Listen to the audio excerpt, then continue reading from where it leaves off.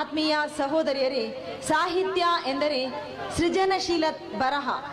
ಸಾಹಿತ್ಯ ಎಂಬ ಪದದ ಅರ್ಥ ಸೃಜನಶೀಲ ಬರಹ ಅಥವಾ ಒಳ್ಳೆಯ ಬರಹಗಳು, ಉತ್ತಮ ವಿಚಾರಗಳು ಎಂಬ ಅರ್ಥ ಸಾಹಿತ್ಯದ ಅರ್ಥವಾಗಿದೆ.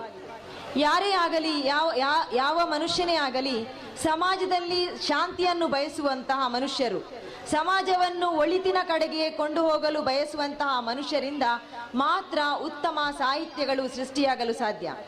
ಯಾಕೆಂದರೆ ಕಾನೂನುಗಳಿಂದಲೂ ಕೂಡ ಬದಲಾಯಿಸಲು ಸಾಧ್ಯವಾಗದಂತಹ ಕೆಡುಕುಗಳು, ಸಮಸ್ಯೆಗಳನ್ನು ಸಾಹಿತ್ಯಗಳಿಂದ ಬದಲಾಯಿಸಲು ಸಾಧ್ಯವಿದೆ ಎಂಬುದು ಖಂಡಿತವಾಗಿಯೂ ಸತ್ಯವಾಗಿದೆ.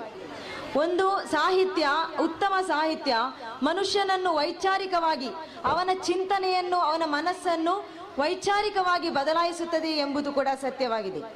ಇಸ್ಲಾಂ ಧರ್ಮದ ಬಗ್ಗೆ ಓರ್ವ ಸ್ವಾಮೀಜಿ ಬರೆದಂತಹ ಒಂದು ಪುಸ್ತಕ, ಇಸ್ಲಾಂ ಭಯೋತ್ಪಾದನೆಯ ಧರ್ಮವಲ್ಲ ಎಂಬಂತಹ ಒಂದು ಪುಸ್ತಕ ಶಾಂತಿ ಪ್ರಕಾಶನದಲ್ಲಿ ಪ್ರಕಟಿತವಾಗಿದೆ.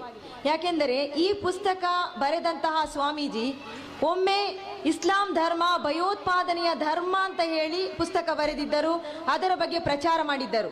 ಆದರೆ ಅವರು ಪ್ರವಾದಿ ಮೊಹಮ್ಮದ್ ಸಲ್ಲಲ್ಲಾಹು ಅಲೈಹಿ ವಸಲ್ಲಮರ ಬಗ್ಗೆ ಸ್ಟಡಿ ಮಾಡಿದಾಗ, ಜೀವನ ಮತ್ತು ಚರಿತ್ರೆಯ ಬಗ್ಗೆ ಅಧ್ಯಯನ ಮಾಡಿದಾಗ ಅವರಿಗೆ ಇಸ್ಲಾಂ ಭಯೋತ್ಪಾದನೆಯ ಧರ್ಮವಲ್ಲ, ಒಂದು ಇರುವೆಯ ಗೂಡಿಗೆ ಬೆಂಕಿ ಹಚ್ಚಿದರೆ ಅಪರಾಧ ಎಂದು ಹೇಳಿದಂತಹ ಪ್ರವಾದಿ ಮೊಹಮ್ಮದ್ ಸಲ್ಲಲ್ಲಾಹು ಅಲೈಹಿ ವಸಲ್ಲಮರ ಕರುಣೆಯ ಬಗ್ಗೆ ಓದಿದಾಗ ಇಸ್ಲಾಂ ಎಂಬುದು ಭಯೋತ್ಪಾದನೆಯ ಧರ್ಮವಲ್ಲ, ಅದು ಮನುಷ್ಯರನ್ನು ಜೀವಂತ ಸುಡಲು ಪ್ರೇರೇಪಿಸುವುದಿಲ್ಲ ಎಂಬಂತಹ ಒಂದು ಗ್ರಂಥವನ್ನು ಅದೇ ಸ್ವಾಮೀಜಿ ಬರೆದರು.